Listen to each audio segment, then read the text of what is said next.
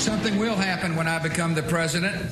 As soon as I take office, I will begin the process of moving the United States ambassador to the city of Israel as chosen as its capital. Jerusalem will remain the capital of Israel, and it must remain undivided. We will move the American embassy to the eternal capital of the Jewish people, Jerusalem.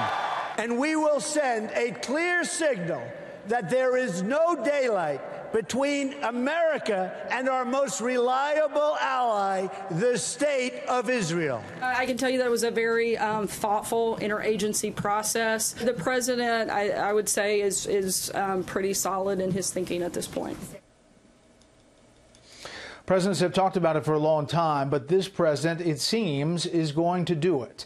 And that is to declare Jerusalem the capital of Israel and then make a plan to move the U.S. Embassy from Tel Aviv to Jerusalem. Now, the number of calls today between the president and world leaders, the Israeli prime minister, the president of the Palestinian Authority, the king of Jordan, the Egyptian president, King Salman of Saudi Arabia. There are 17 countries warning the U.S. against moving the embassy to Jerusalem, and this is the list of those countries because they fear that there will be a lot of controversy, a lot of potential danger, and tonight we can report that U.S. embassies across the region are staffing up on security, including U.S. Marine fast teams. Let's bring in our panel. In Washington, Mara Liasson, national political correspondent of National Public Radio. From Chicago, Tom Bevan, Real Clear Politics co-founder and publisher. And from Wasilla, Alaska, Kimberly Strassel, member of the editorial board at the Wall Street Journal. Mara, let me start with you. We have covered this. I've covered it as a chief White House correspondent. I know you've covered it.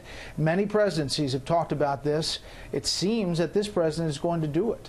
It seems he's going to do it. What we don't know is what the timeline is going to be. We expect that he will do two things. He will say that he recognizes Jerusalem as the capital of Israel, but he'll also sign that waiver again, which means that the embassy isn't going to move just yet.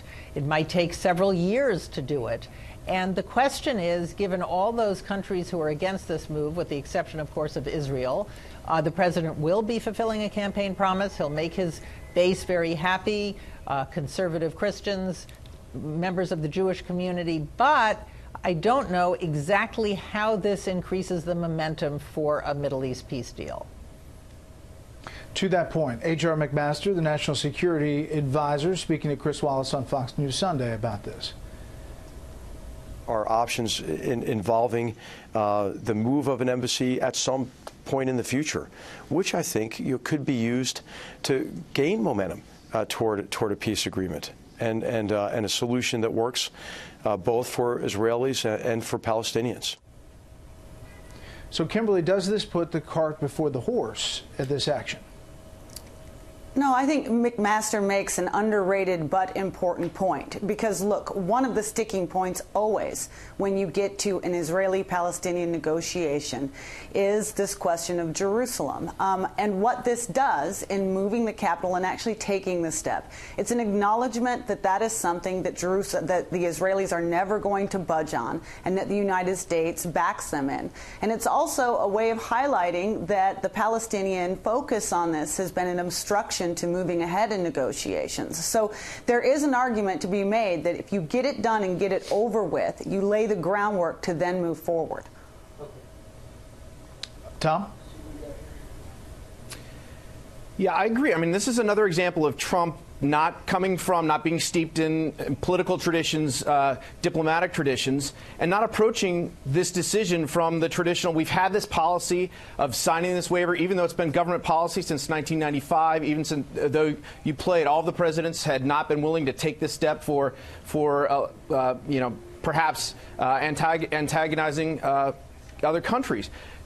Trump approached the North Korea problem the same way. As you know, what we've done in the past hasn't worked, so he's willing to take a different tack. He did that on Paris climate. I mean, there are a list of examples where love Trump or hate Trump, he approaches these problems from a different perspective, and we'll see how it works out.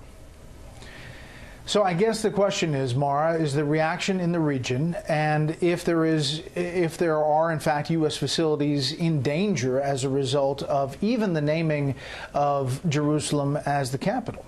Yeah, well, that's the big question. The Palestinians said that they didn't want him to do it. They're warning about violence. They're talking about days of rage. The Saudis, who are Trump's new best friends in the region, didn't want him to do it.